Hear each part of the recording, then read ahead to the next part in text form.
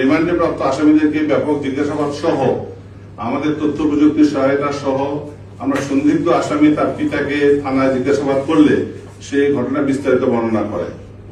সে বলেছে যে তার মেয়ের সামাজিকভাবে অসামাজিক কাজে লিপ্ত ছিল, এই কারণে এলাকার লোকজন সহ তাকে ভৎসনা করত প্রায়, এবং তাকে এলাকা ছেড়ে যাওয়ার জন্য এলাকাবাসী বলেছিল যে তোমার মেয়ে এলাকার অসামাজিক কার্যক্রমে লিপ্ত আছে।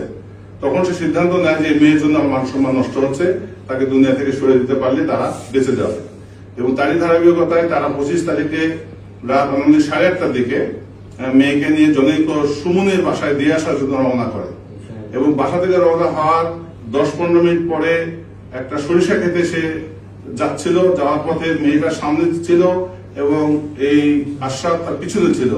থাকা অবস্থায় সে ওড়না দিয়ে মেয়েকে পিছন থেকে ফাঁস দিয়ে মেরে ফেলে এবং মৃত্যু নিশ্চিত হওয়ার পরে তার সে ওড়নার একটি অংশ দিয়ে তার হাত পিছনে বেঁধে সে চলে আসে।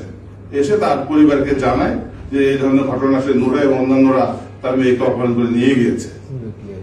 এইভাবে তার হত্যাকাণ্ডের সমুদ্র যে গল্পটা বলা হয়েছিল এটা তার বক্তব্যে আসেনি।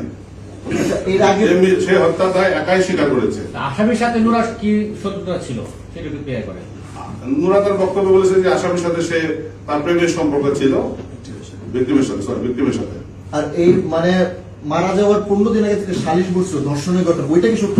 হ্যাঁ, ওইটা সত্য, এবং যারা ধর্ষণ করেছে তারা স্বীকারও করেছে।